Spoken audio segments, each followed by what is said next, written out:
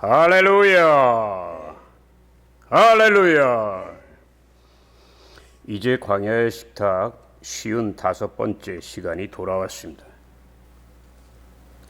오늘날은 말세입니다. 그러므로 모든 것이 혼돈과 공허와 흑암으로 가득 차 있습니다. 그러나 하나님의 자녀들은 아무 걱정할 필요가 없습니다. 왜냐하면 길이요 진리요 생명이신 예수님이 저와 여러분과 영원히 함께 하시겠다고 약속하시기 때문인 줄로 믿습니다. 이제 오늘 함께 은혜 나누실 말씀 시편 25편 12절에서 14절입니다.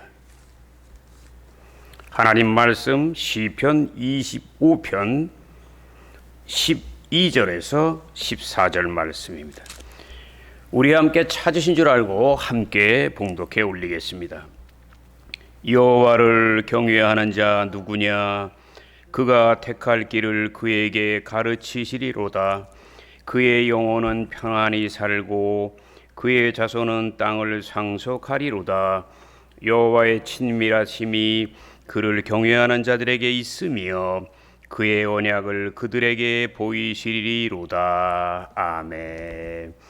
저는 오늘 이 시간 함께 봉독한 말씀을 중심으로 해서 존귀와 영광의 비결, 경외함, 이러한 제목으로 은혜의 말씀을 나누고자 합니다.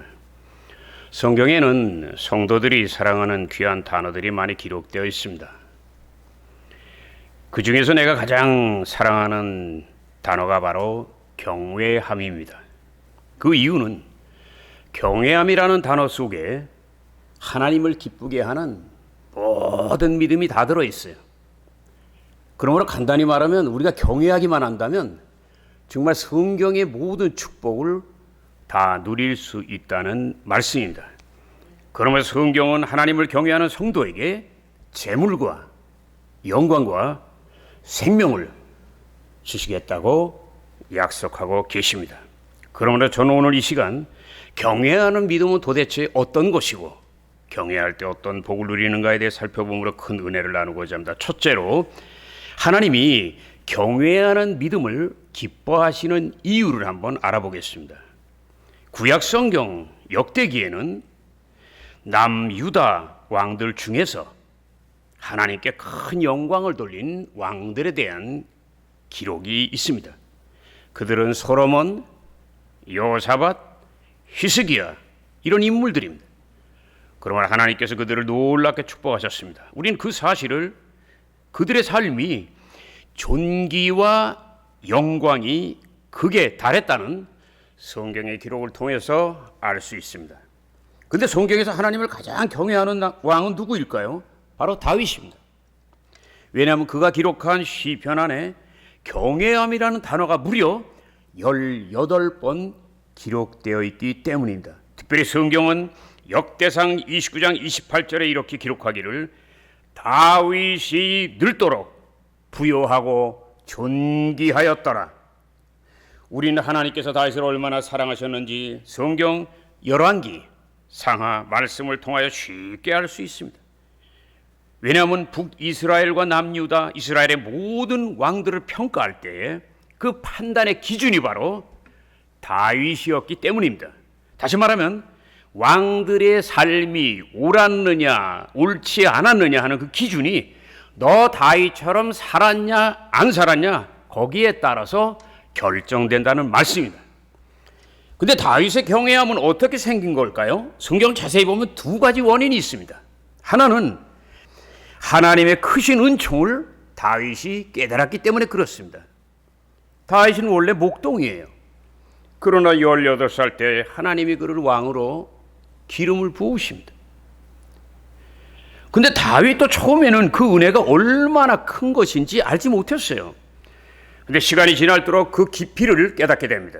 그 계기 중에 하나가 바로 사울 왕이 다윗을 죽이기 위하여 12년을 추격하는데 그럼에도 불구하고 하나님께서 눈동자같이 생명사가이로 그를 지켜주셨고 결국은 30살에 왕이 될 수 있도록 인도하셨기 때문인 걸 믿으시기를 주의 이름으로 축원합니다. 그리고 다윗이 하나님을 경외하는 이유 중에 또 하나는 자신의 연약함을 깊이 깨달았기 때문에 그래. 다윗은 분명 평생 동안 하나님께 충성했어요. 그러나 아쉽게도 그의 삶 속에 큰 죄가 몇 가지가 있는데 그 중에 하나가 바로 충성하는 장군인 우리아의 아내 밧세바를 뺏은 것. 또 하나는 하나님 명령도 하지 않았는데 스스로 교만하여 갑자기 인구조사를 명령한 것. 그러면 하나님께서 징계하심으로 전염병으로 인하여 죄 없는 이스라엘 백성들이 7만 명이 죽임을 당합니다. 다윗은 이스라엘의 많은 왕 중에서 가장 담대한 왕이에요. 18살의 어린 나이에 브레셋 대장인 골리앗을 물맷돌로 죽인 뛰어난 인물이에요. 특별히 이스라엘의 왕들 중에 가장 넓은 땅을 정복한 광계 토대왕 같은 왕이에요. 우리는 그 사실을 사무엘하 8장에 기록된 많은 나라들, 정복된 나라들 이름을 통해 알 수 있어요. 브레셋, 모압, 소바, 하마, 에돔. 믿으십니까? 믿으십니까? 그럼에도 불구하고 다윗은 담대하고 용맹스러운 왕임에도 불구하고 늘 하나님 앞에는 자신을 끝없이 낮춰요. 그리고 자기의 연약함을 고백합니다. 우린 그 사실을 시편 39편 5절의 고백을 통해 알 수 있어요. 내 인생의 모든 날들이 하나님 앞에서는 손바닥 넓이밖에 되지 않나이다. 자기 인생이 너무나 짧다는 것을 그는 알고 있어요. 그리고 시편 103편 12절 14절에 이렇게 고백합니다. 동쪽이 서쪽에서 먼 것 같이 우리의 죄를 멀리 옮겨주셨으며 아버지가 아들을 불쌍히 여기듯이 하나님께서는 경외하는 성도들을 불쌍히 여기시나니 그 이유는 하나님께서 인간의 체질을 아시며 우리가 먼지와 흙 같은 존재임을 아시기 때문이니라. 다시 말하면 모든 인간은 70년, 80년 살지만 그때 되면 하나님이 그를 때리고 징계하지 않아도 스스로 무너져버리는 존재인 것을 다윗은 알고 있었다는 사실입니다. 그러면 하나님께서 다윗의 겸손을 기뻐하시고 존귀와 영광의 삶을 허락하셨어요. 왜냐하면 그 겸손이 바로 경외함에서 시작되었기 때문입니다. 따라하세요. 겸손은 경외함이요 경외함이 겸손이다. 복받길 원하거든 하나님을 경외하고 그 증거로 겸손하시기를 예수 이름으로 축원합니다. 예수 이름으로 축원합니다. 두 번째, 경외하는 성도에게 다가오는 7가지 축복입니다. 구약 성경에 기록된 경외함에 대한 많은 말씀 중에서 대표적인 7가지 축복을 알려드리겠습니다. 첫째, 창세기 22장 12절 14절 아브라함과 이삭의 번제드리는 사건이 곧 여호와 일의 축복입니다. 둘째, 시편 60편 4절 승리의 깃발을 휘날린다. 셋째, 시편 112편 2절 자손의 창대함을 약속하셨어요. 그리고 넷째, 시편 145편 19절에는 소원의 성취를 주리라. 다섯 번째, 잠언서 22장 4절 그 유명한 말씀 재물과 영광과 생명을 주겠다. 여섯 번째는 이사야서 33장 6절 보배로운 삶을 주겠다. 그리고 일곱 번째는 말라기서 4장 2절 놀라운 치료를 주시겠다는 말씀. 근데 나는 특별히 다윗이 시편 25편 12절과 14절에 고백한 5가지 축복을 좋아합니다. 과연 그것은 무엇이었을까요? 그 첫째가 생명의 길로 인도한다. 따라하세요. 생명의 길로 인도합니다. 세상을 살아가다 보면 과연 어떤 길을 선택해야 될지 알 수 없어서 큰 고민에 빠질 때가 있어요. 그러나 하나님의 전에 걱정할 필요가 없어요. 왜? 하나님께서 올바른 길로 생명의 길로 인도해 주시겠다고 약속했기 때문인 걸 믿으시기를 주의 이름으로 축원합니다. 그러므로 욥기 23장 10절에 이렇게 고백합니다. 나의 가는 길을 오직 하나님만 아시나니 그가 나를 단련하신 후에는 내가 정금같이 나오리라. 따라하세요. 나의 가는 길을 오직 하나님만 아신다. 인정하시면 아멘. 그리고 두 번째는 영혼의 평안을 주신다 그랬어요. 인생은 넓은 바다를 항해하는 것이, 그러므로 자기도 모르게 거친 풍랑을 만납니다. 그러므로 항해할 때 가장 중요한 것은 빨리 가는 게 아니에요. 안전하게 소원의 항구로 가는 것, 하나님이 여러분의 인생의 배 타야 그게 가능한 걸 믿으시기를 주의 이름으로 축원합니다. 셋째, 자손들이 땅을 상속한다 그랬어요. 구약 성경을 보면 하나님의 축복은 절대로 땅에 기름진 축복이 먼저가 아니에요. 가장 하나님이 귀하게 여기는 것은 바로 자손의 형통함입니다. 왜냐하면 자녀의 복은 생명이에요. 그러므로 재물은 한 세대로 끝나요. 그러나 자손의 축복은 수백 년 지속되기 때문인 걸 믿으시기를 주의 이름으로 축원합니다. 그리고 네 번째, 하나님의 친밀하심을 나타낸다 그랬어요. 친밀함이라는 단어의 원어의 의미가 뭐예요? 비밀회담입니다. 이 말씀은 하나님께서 하나님을 경외하는 성도에게는 결코 숨기지 않고 자기의 모든 것, 자기의 뜻, 하늘의 비밀을 알려준다는 이야기예요. 다시 말하면 하나님과의 밀접한 관계를 의미합니다. 마지막 다섯 번째는 언약을 보여주신다. 따라하세요. 하나님을 경외하면 언약을 보여주신다. 인정하시면 한 손 들고 아멘. 이 말씀은 하나님이 한 번 약속하신 말씀은 저 하늘이 무너지고 이 땅이 꺼져도 1.1억도 변함이 없이 이루어진다는 걸 믿으시기를 주의 이름으로 축원합니다. 우린 그 증거를 할 수 있잖아요. 오늘 하나님께서 다윗에게 약속하신 말씀의 증거는, 그 성취는 약 1000년 뒤에 다윗의 후손으로 다윗의 계보에서 메시아이신 예수님이 탄생하신 사실인 걸 믿으시기를 주의 이름으로 축원합니다. 우리는 그 사실을 시편 89편 35절을 통해 알 수 있어요. 내가 너무나 좋아하는 말씀.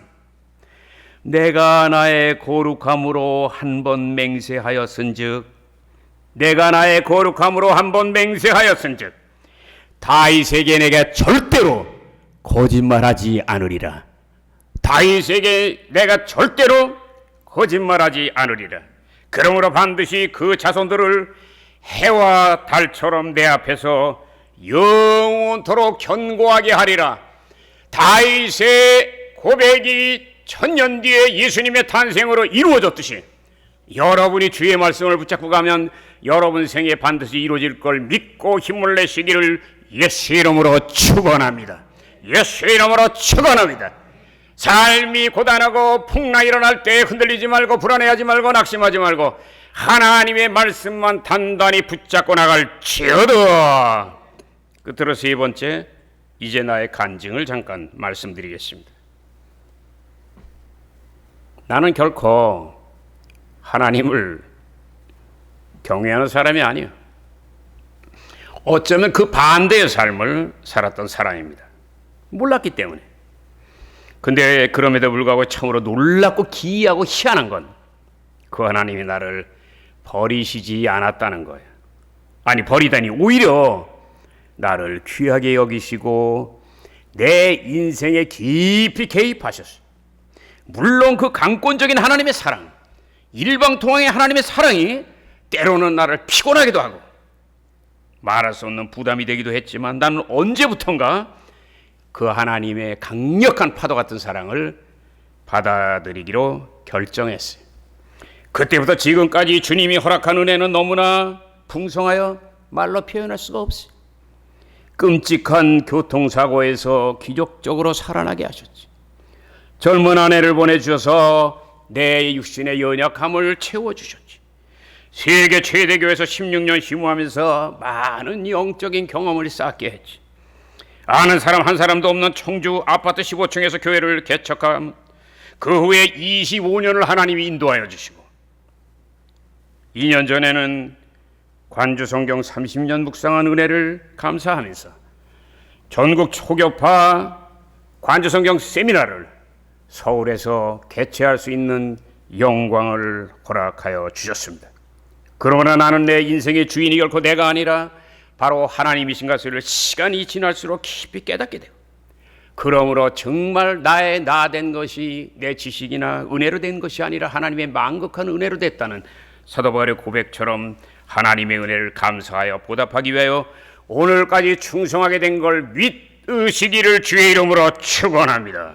주의 이름으로 축원합니다. 내가 존경하는 주의 종들이 있는데 그 중에 한 분이 요한 웨슬레 목사님.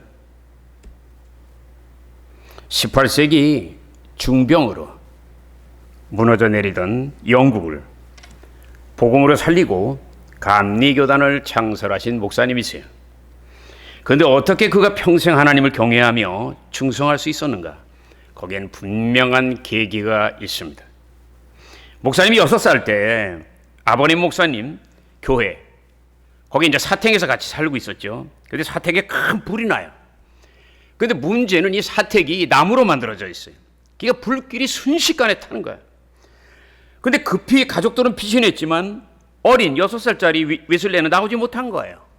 그러고 밖에서 많은 사람들이 발을 동동 구르고 있었어요.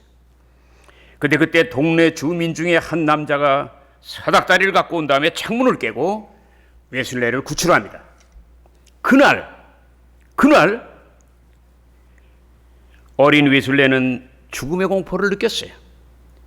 그런데 놀라운 것은 그날 그는 하나님이 살려주신 구원의 은총도 체험합니다. 그러므로 그는 그 놀라운 사건을 기억할 때마다 반드시 한 가지 결심을 하게 되죠. 내가 죽음의 자리에서 살아난 것은 내 힘이 아니라 바로 하나님의 은총이니 내가 반드시 그 은혜를 보답하리라. 내가 반드시 그 은혜를 보답하리라. 그러므로 그는 죽도록 충성할 수 있었고 결국은 기독교 역사에 빛나는 인물이 될 수 있었던 걸 여러분 믿으시면 한번 크게 아멘, 아멘대로 될지어다. 그래서 내가 좋아하는 말이 있잖아요. 생명으로 받은 은혜 땀으로라도 보답해야 된다. 생명의 은혜, 죄사함의 은혜를 받았으니 땀을 흘려 보답함으로 여러분의 땀과 눈물이 여러분 인생의 풍성한 축복과 면류관의 구슬이 되시기를 예수 이름으로 축원합니다. 예수 이름으로 축원합니다. 이 요한 웨슬레 목사님이 하나님을 얼마나 경외했는지 우리는 그가 세상을 떠난 다음 그의 묘비에 쓴 글의 내용을 통하여 알 수 있어요. 어쩌면 이 고백이 나의 고백인지도 몰라요. 요한 웨슬레 목사님의 묘비에 써있는 내용을 읽어드리겠습니다. 여기에 불 속에서 꺼낸 검게 그슬린 나무 같은 요한 웨슬레의 육체가 누워있다. 여기에 불 속에서 꺼낸 검게 그슬린 나무 같은 요한 웨슬레의 육체가 누워있다. 하나님이 그를 들어쓰시고 큰 영광과 능력을 주신 이유는 그가 은혜를 받으면 갚을 사람인 걸 아셨기 때문에 그래요. 여러분도 축복과 은혜를 받기를 원하거든 축복과 은혜를 먼저 구할 게 아니라 생명으로 받은 은혜를 땀으로 보답하겠다는 각오를 하고 주 앞에 작은 충성부터 시작할 때 착하고 충성된 종이란 칭찬과 함께 하늘 문이 열리는 복이 다가올 걸 믿고 힘을 내시기를 예수 이름으로 축원합니다.